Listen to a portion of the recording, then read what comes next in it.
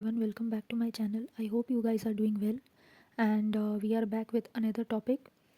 So today we are going to discuss about manifestation blockages. तो manifestation blockages as such कुछ होता नहीं है, लेकिन कुछ ऐसी चीज़ें हम करते हैं जिससे वो हो जाता है.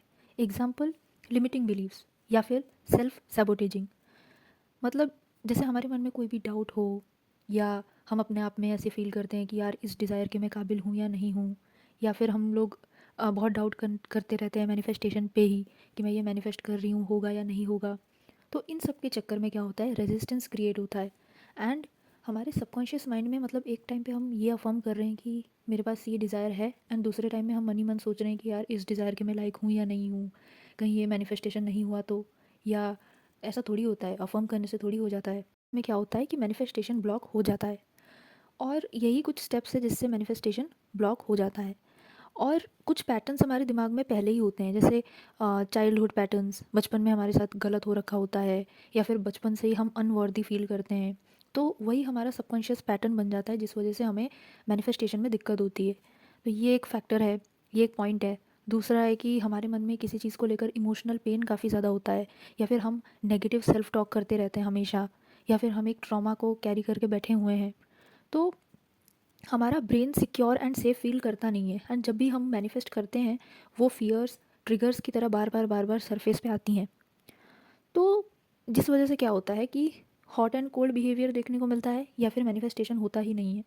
एंड एज अ रिज़ल्ट हम बोलते हैं कि मैनिफेस्टेशन डजेंट वर्क, जबकि ऐसा कुछ भी नहीं है. ये सिर्फ doubt, fear and negative patterns की वजह से हुआ है. और इसको ब्रेक करने के लिए सिर्फ एक ही तरीका है, वो है रेपिटेशन. जो हमारे दिमाग में नेगेटिव चल रहा है उसको हमें पॉजिटिवली रिपीट करना है.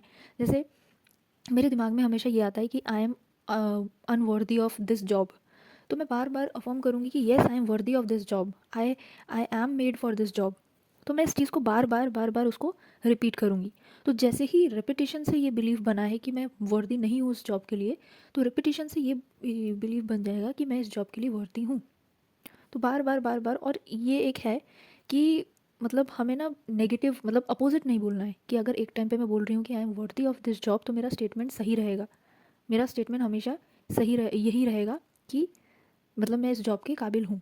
ये नहीं रहेगा कि नहीं हूँ, फिर मैं एक टाइम पे बोल रही हूँ कि हूँ, तो ये नहीं हो सकता. सिर्फ एक ही हम चीज़ें, मतलब एक ही टाइम पे हम एक ही चीज़ अफर्म कर सकते हैं.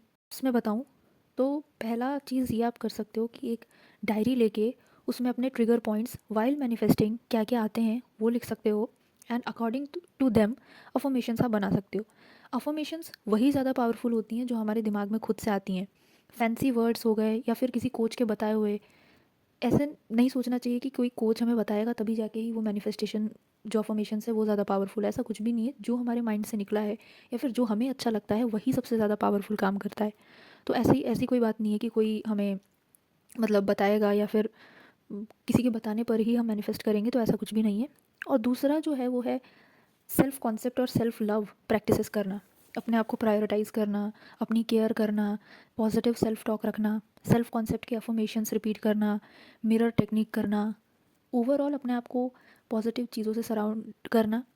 और बिल्कुल भी सेल्फ डाउट ना करना. अगर भी आए तो तुरंत फ्लिप करना है उस चीज़ को बाय सेइंग पॉजिटिव अफर्मेशंस. तो मैनिफेस्टेशन ब्लॉकेजेस एज सच कुछ होता नहीं है, बट यही कुछ चीज़ें होती हैं जो हम अननोइंगली कैरी करते हैं, एंड वो मैनिफेस्टेशन में हमें दिक्कत करता है.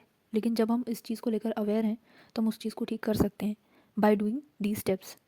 तो दीज आर सम स्टेप्स. इसमें सबसे ज़्यादा इम्पॉर्टेंट जो है वो है self concept. And self concept is the key to manifest anything. क्योंकि कई बार क्या होता है ना कि हम हर एक चीज़ के लिए बैठ के अफर्म नहीं कर सकते कि मुझे ये भी चाहिए, मैं हर एक चीज़ के लिए अफर्म कर रही हूँ. कुछ चीज़ें छोटी मोटी होती हैं जो, यहाँ तक कि बड़ी बड़ी भी, वो ईजिली मैनिफेस्ट हो जाती है बाय डूइंग नथिंग.